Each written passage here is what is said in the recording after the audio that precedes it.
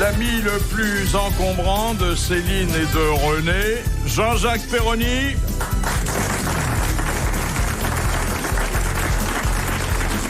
Il est le châtelain de Monthyon, la ville qui récompense la vertu des jeunes filles, Jean-Claude Brialy.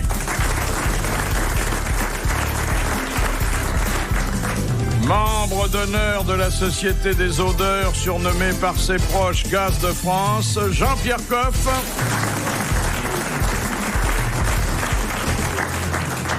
Depuis qu'il a demandé sur RTL qu'on lui envoie toutes les conneries, il reçoit le plus gros courrier de l'arrondissement, Jean-Yann.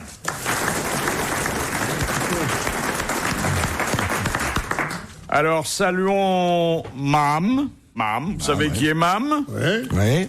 Monsieur Brialy, vous connaissez Mam? Mam. C'est pas la reine d'Angleterre, hein? C'est la reine du RPR. Ah oui. Ah oui. Voilà. Elle va manger de la tête de veau tous les mardis à l'Élysée. Quand les choses vont mal, il faut prendre une femme. Ça Très joli, Jean. Mais oui, quand les choses vont mal, il faut laisser les bonnes femmes se démerder, elles arrangent tous les coups, puis après, ils Alors, ce qui est recommencent à faire curieux, leur c'est qu'elle travail. est contre la parité. Voilà, Ouais. elle a dit non seulement qu'elle est contre la parité, mais que les quotas sont insultants pour les femmes.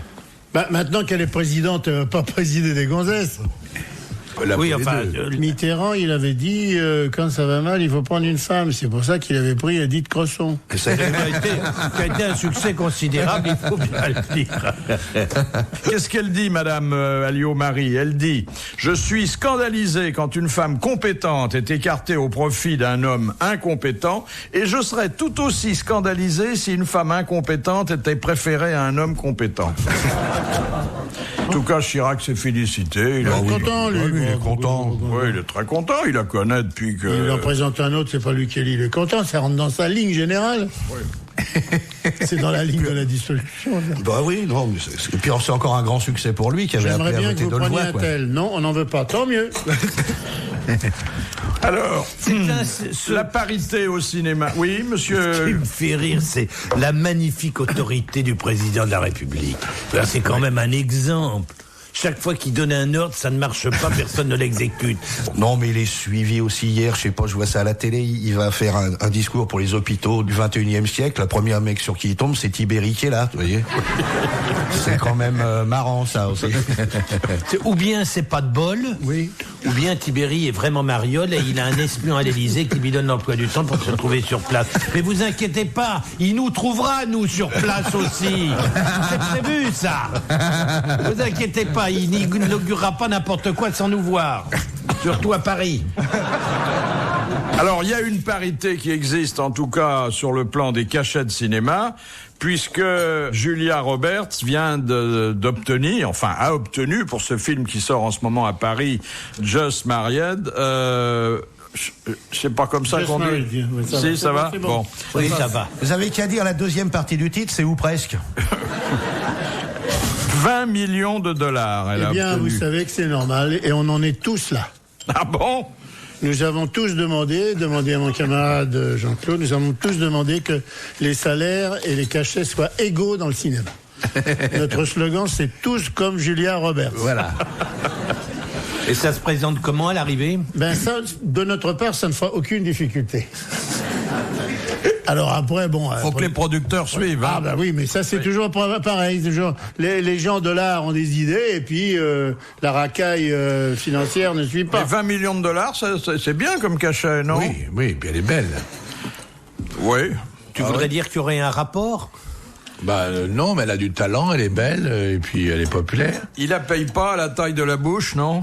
Non, mais, alors ça vraiment, alors ça c'est pas bien. Dans une période ça, c'est où il y a mal la chaud, parité entre les femmes et les hommes, ça c'est pas bien, Philippe. On dit pas les trucs comme ça. Bon, pardon si je vous ai choqué. Non, elle a une grande Et là, bouche. Julia Qu'est-ce que Roberts, ça c'est pas votre sous-entend, genre. une grande bouche. Oui. Julia Roberts, c'est pas votre genre. Elle est trop grande ou quoi? Ça fait partie des femmes qui me font un peu peur, là. Mais remarque, le problème, c'est ça qu'ils n'ont pas bien compris pour les histoires d'exception culturelle. C'est que comme en Amérique, c'est considéré comme une industrie et non pas comme un art, comme en France, le cinéma, vous touchez un cachet qui correspond à ce que vous rapportez quand on exploite le film. Alors, ce qui est immoral, c'est pas qu'elle touche 20 millions de dollars, c'est que les autres, ayant donné 20 millions de dollars, vont toucher 300 ou 400 millions de dollars. Alors, c'est pas la peine de passer à autre chose, hein. On a parfaitement le droit d'attaquer dans les domaines un petit peu plus hauts les histoires sociales contemporaines. Monsieur Yann, je considère que quand vous avez traité un sujet, vous êtes allé si loin et si intelligemment qu'il n'y a plus rien à dire. Alors comme ça va. Là, on ne quitte pas le cinéma avec la double vie de Malkovich, là, dans la peau de John Malkovich. Alors ça ouvre des horizons, puisque un cinéaste a imaginé qu'on pouvait se balader dans le cerveau de quelqu'un.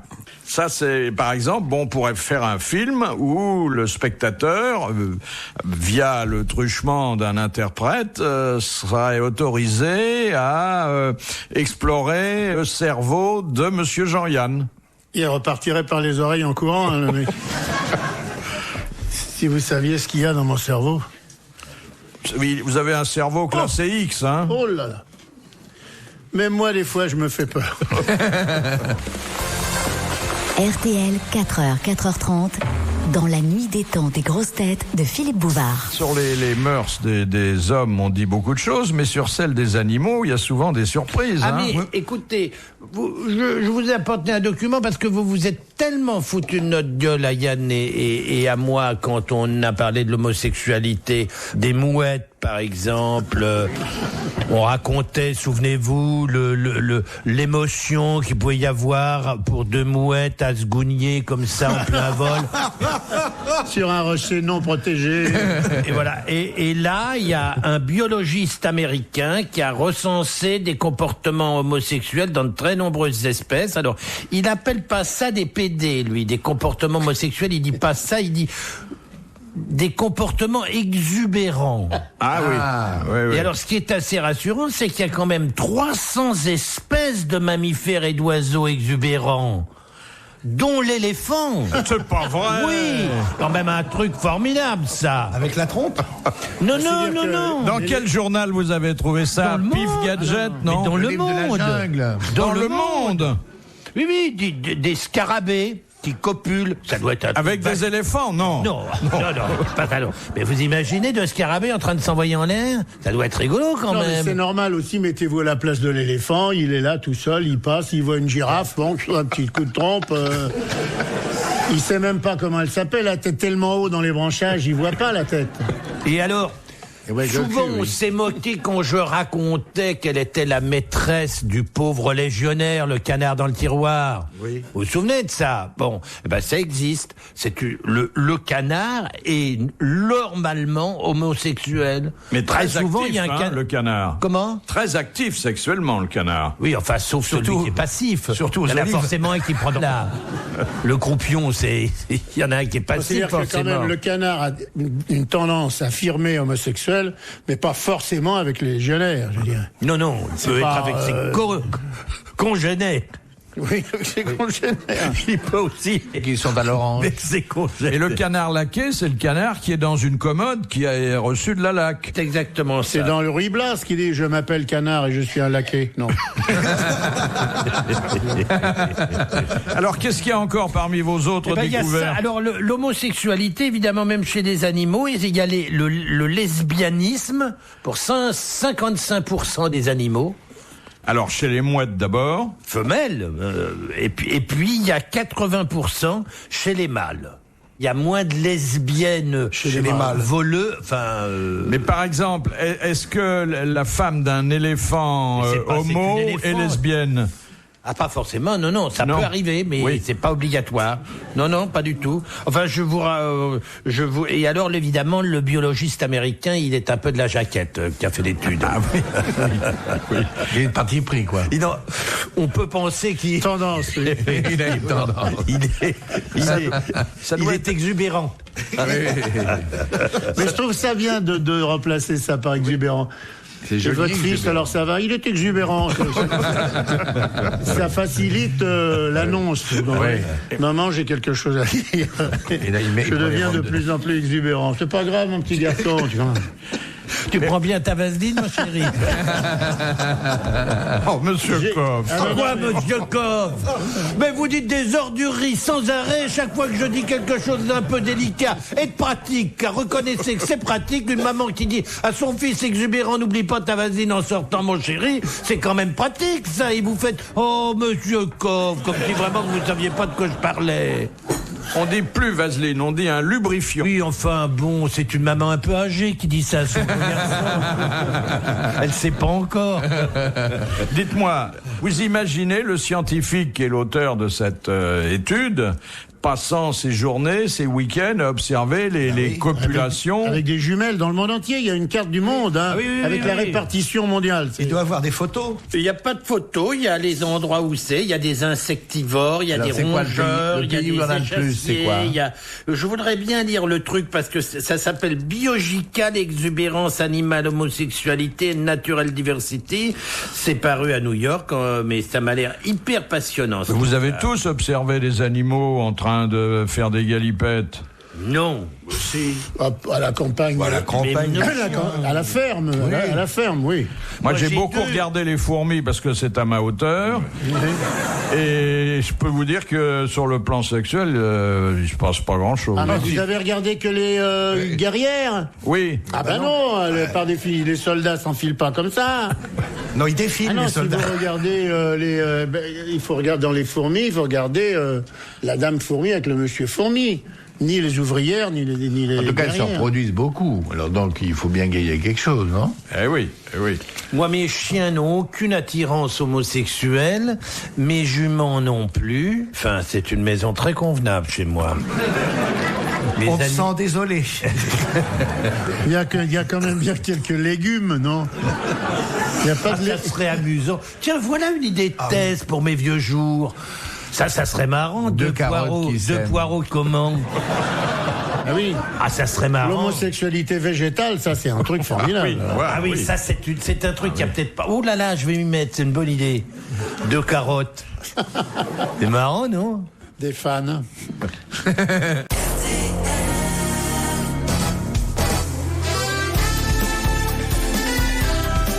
Sur le banc des grosses têtes dans la nuit des temps du 8 décembre 99, Philippe Bouvard, Jean-Jacques Perroni, Jean-Claude Brialy, Jean-Pierre Coff et Jean-Yann, que des gros gabarits.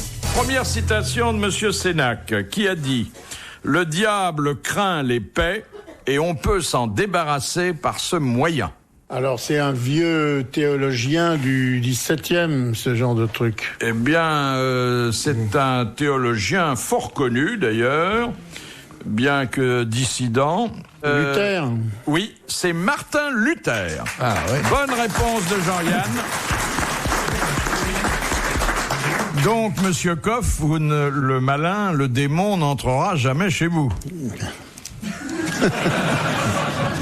Vade retro Satanas, hop. Vous n'imaginez même pas le tort que vous me faites. Vous manifestez de temps en temps un peu d'amitié quand on est dans la coulisse, mais dès qu'on est là, eh ben cette façon de vous moquer, parce que je plaisante moi-même avec l'épée, laisse supposer évidemment aux auditeurs que je suis mal foutu, que je ne digère pas bien, alors que je suis en très bonne santé. Vous m'avez fait un tort considérable. Je vous le dis franchement, là j'en profite. Avant les fêtes, essayez de transformer mon image. J'en ai marre de péter pour vous. Ne me laissez plus péter, je vous en supplie. Je n'ai jamais voulu être désagréable à votre, je dirais pas à votre endroit, puisque c'est pas l'endroit. Bien de m'appeler Gaz de France. Je vous dis que, honnêtement, je vous dis, j'ai simplement voulu montrer à ceux qui vous aiment bien, et j'en fais partie, croyez-le, que au moment de s'extérioriser, votre vie intérieure hésitait toujours entre le haut et le bas. Ça, c'est encore mieux, J'ai essayé de vous faire comprendre qu'il y avait une certaine sensualité dans le paix dont vous vous moquiez tout le temps, la façon dont on le faisait glisser, dont on le laissait partir, la façon de se retenir, enfin toutes des choses un peu sensibles, le fait d'écouter ou le fait de sentir, ça faisait tout de même, le paix faisait appel au sens, donc à la sensualité, et vous avez transformé ça en gaz de France. Mais franchement, est-ce que vous imaginez combien c'est humiliant pour moi? Ma mère écoute encore Monsieur Bouvard et elle me dit: tu vas pas bien, mon petit garçon. Et vous croyez que c'est bien d'entendre ça, une maman qui s'inquiète comme ça? Surtout que s'il est le gosse de France, il est obligé de faire ça que 35 heures. Alors ne recommencez pas, Philippe, je vous en prie. Non, mais moi, il y a un peu de jalousie dans ma réaction. Ça, je peux vous donner des combines si vous voulez péter. Ça, c'est pas compliqué. Vous dites laisser glisser un paix. Comment, vous? Sur une toile cirée? De quelle façon faut-il s'y prendre? Ah, vous voyez qu'il y revient. Ah, il cherche à engager la conversation là-dessus. Ah, il aime bien ça. Eh bien, vous en serez privé. Je ne péterai pas. Deuxième citation que nous devons à Monsieur Lattré, qui a dit: il n'y a que le mort qui puisse supporter avec patience le requiem de Brahms. C'est d'un autre musicien, non? Non, c'est un homme qui est mort aujourd'hui. Aujourd'hui, là? Aujourd'hui même? Aujourd'hui? Pauvre Il a pépère. dit ça hier soir, alors? Non, mais c'est une jolie formule, non? Elle n'a pas l'air de... Bah, parce que je trouve que c'est beau, moi, le Requiem de Brahms, il n'y a pas de raison de trouver ça tellement... Oui, mais nul. c'est long. Et tout le monde c'est long. s'impatiente, sauf le mort qui a tout son temps. Ah oui, c'est vrai. Il était français? Non, Ah, un musicien, je parie. non. Non. c'est Un pas- officiel qui était obligé de se le farcir chaque fois qu'il y avait une mort... Il a sûrement été, comme tous les personnages célèbres, invité C'est à Churchill, non? de somptueuses obsèques, et il y avait, à cette occasion, on jouait le Requiem de Brahms. C'est pas Churchill, non? Non, mais c'est pas loin, c'est quelqu'un qui... C'est un Anglais. Oscar Wilde? Alors, anglais, irlandais. Irlandais. Ah, c'est... Joyce? Non. Non. O'Neill. Non, Eugène O'Neill. non. Il était irlandais et... Sean Connery. Non, il est écossais. Écossais. Écossais. C'était irlandais. Et il a beaucoup écrit pour le théâtre. Bernard Shaw? Oui, Georges Bernard Shaw. Bonne réponse de Jean-Claude Brienne. Dans un instant, Retour des grosses têtes de Philippe Bouvard sur RTL.